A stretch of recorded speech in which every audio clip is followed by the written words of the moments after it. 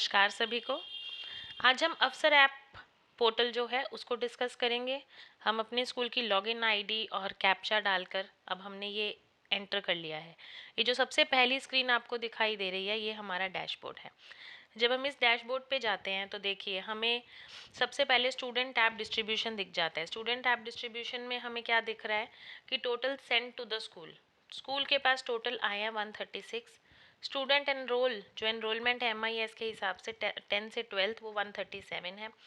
133 बच्चे ऐसे हैं जिनके पास टैबलेट्स और डाटा सिम दोनों हैं और 4 बच्चे पेंडिंग स्टूडेंट्स हैं। ये पूरा आपका इसका ओवरऑल समरी आ गई। नेक्स्ट ऐसे ही टीचर टैब डिस्ट्रीब्यूशन भी दिया हुआ है। हमारे कुल टीचर के टैब्स जो आए हैं वो 9 आए हैं। टीचर की स्ट्रेंथ 13 दिखा रहा है। 8 टीचर हैं ऐसे जिनके पास टैबलेट और सिम दोनों हैं, वेयर जो 5 हैं वो पेंडिंग टीचर्स हैं। तो ये आपको बहुत हेल्प मिल जाती है जब हमारे पास गूगल शीट्स आती है और हमें उसे फिल करना होता है, तो हमें कहीं स्टॉक रजिस्टर्स खोलने की ज़रूरत नहीं है। यहीं से ही जो सबसे पहला डैशबोर्ड स्क्रीन है उसी से ही सब कुछ दिखता है। उसके बाद क्लास वाइज भी एनरोलमेंट आ गई है आपकी। देखिए इसमें क्लास 10th में आपके पास टोटल स्टूडेंट कितनी है और अवसर ऐप के ज़रिए हमने टैबलेट और सिम कितनों को दिया और कितने बच्चे ऐसे हैं जिनको टैबलेट और सिम नहीं दिया हुआ है। तो इसमें 3 पेंडिंग दिखा रहा है। ऐसे ही 11th में 44 बच्चे हैं, 44 ही बच्चों को हमने टैबलेट दे रखी है। क्लास 12th में हमारे पास 53 बच्चे हैं पर 52 बच्चों को हमने दे रखी है, एक बच्चे की हमारी पेंडिंग दिखा रहा है।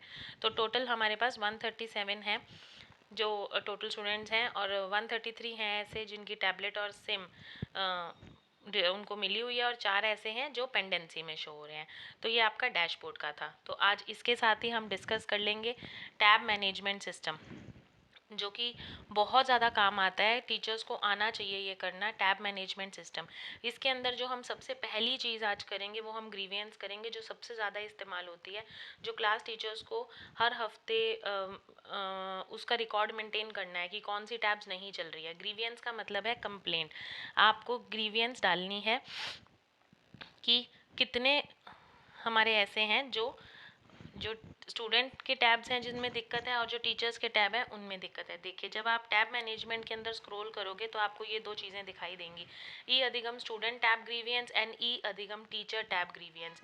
आप सबसे पहले हम स्टूडेंट को डिस्कस कर लेते हैं, स्टूडेंट का फॉर्म कैसा ओपन होगा। तो स्टूडेंट टैब ग्रीवियंस पे क्लिक कर कर आपको ऐसा ये फॉर्म दिखाई देगा। सबसे पहले हम क्लास सेलेक्ट कर लेंगे। सपोज मैंने 10th सेलेक्ट कर ली, उसके बाद सेक्शन ऑल रहने दीजिए क्योंकि इसमें बहुत सारी प्रॉब्लम है कि DE में भी एक दो बच्चे दिखा रखे हैं।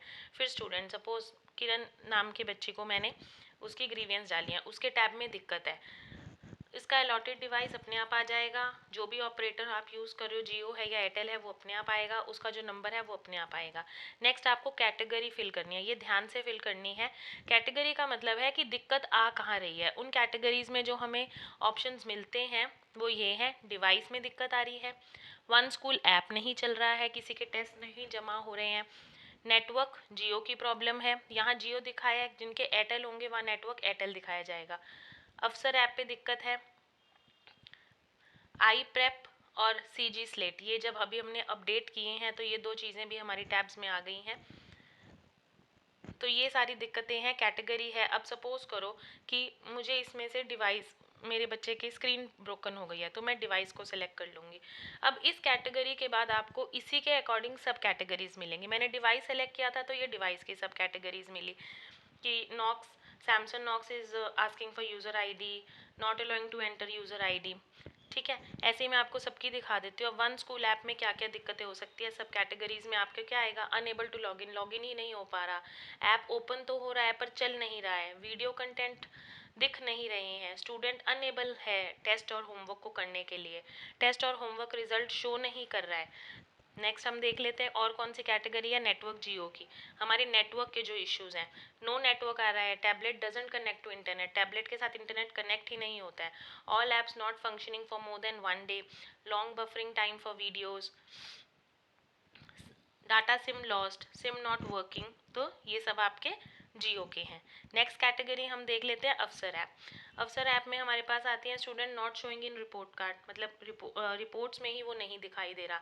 स्टूडेंट ने टेस्ट तो अटेम्प्ट किया है पर उसका रिजल्ट नहीं आ रहा है। Student not able to log in, invalid credentials.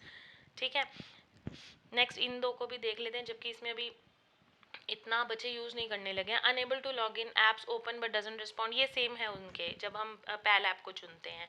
तो पैल ऐप और इसका एक जैसा ही है अभी, ठीक है। तो अभी अभी हाल फिलहाल आपको जो करके दिखा रही हूँ उसमें मैं डिवाइस को सेलेक्ट कर लूँगी। अब मुझे सपोज़ मेरा टैबलेट लॉस्ट हो गया है। अब टैबलेट लॉस्ट होने के बाद चूज़ फाइल, एक टैबलेट लॉस्ट ही ऐसी एक कंप्लेंट है जिसमें एफआईआर दर्ज करानी ज़रूरी है। तो जब अगर टैबलेट लॉस्ट हुआ है तो आपको अपने नज़दीकी पुलिस स्टेशन से एफआईआर बच्चे से कॉपी मंगवाएं, वो इसके साथ लगेगी।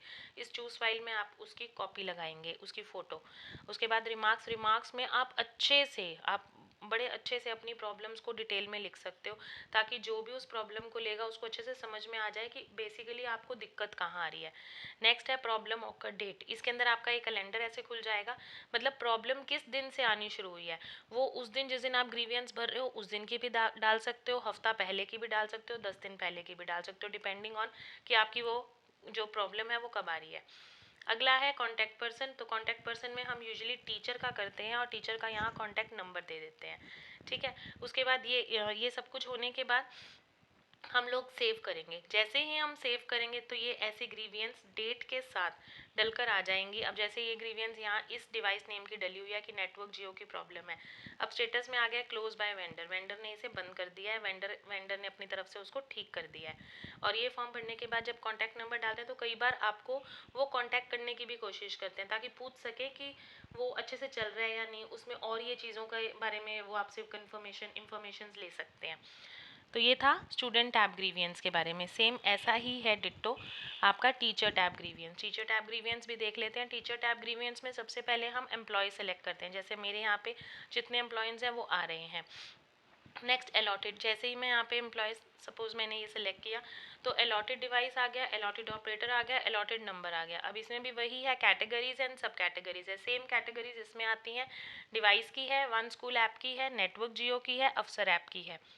इसमें से जो भी सपोज मैं पैल ऐप की मुझे प्रॉब्लम आ रही है तो सब कैटेगरीज में मेरे पास वही बहुत सारे ऑप्शंस आगे आ जाते हैं कि क्या है जो आपको प्रॉब्लम आ रहा है। सपोज कि I am unable to assign the homework, इसमें आपको चूज़ फाइल करने की ज़रूरत नहीं है, ये मैंडेटरी नहीं है।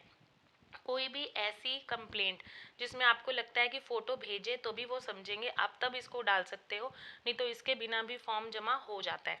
रिमार्क्स में फिर मैं कंप्लीट डिटेल डाल दूंगी, प्रॉब्लम ऑकर डेट डाल दूंगी, प्रिंसिपल टीचर में टीचर सेलेक्ट करूंगी, टीचर में कॉन्टैक्ट नंबर दे दूंगी और अंत में इसको सेव कर दूंगी। सेव करने के बाद मेरी जो ये ग्रीवियंस की लिस्ट है वो इसके नीचे ही आ जाएगी। और फॉर रिकॉर्ड अगर आप बहुत सारी ग्रीवियंस डाल रहे हो तो आपको ये दोनों टैब्स दिख रहे होंगे इसके अंदर, e Adhigam student tab grievance list and e Adhigam teacher tab grievance list. आप यहाँ से लिस्ट निकाल सकते हो प्रिंट निकाल कर, ये आपके पास एक रिटर्न प्रूफ हो जाएगा। स्टूडेंट टैब ग्रीवियंस लिस्ट देख लेते हैं। ये ऐसे बस आपने जो भी बच्चे का डाला है सबसे पहले आप उसकी क्लास सेलेक्ट कर लोगे।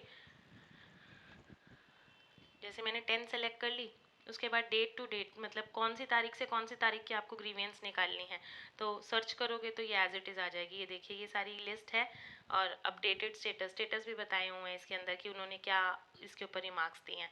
ये क्लोज बाय वेंडर जो आप ये वाली लाइन देख रहे हैं ना, ये क्लोज बाय वेंडर, ये इसका मतलब है कि जो हमारे जो जियो वाले वेंडर्स थे उन्होंने ये कंप्लेंट देख लिया और इस पर कार्रवाई हो चुकी है। तो ये ग्रीवियंस की लिस्ट है जिसे हम देख सकते हैं। ऐसे ही टीचर्स का भी सेम डिट्टो ऐसे ही दिखता है। उम्मीद और आशा है कि आपको इससे हेल्प मिलेगी। धन्यवाद।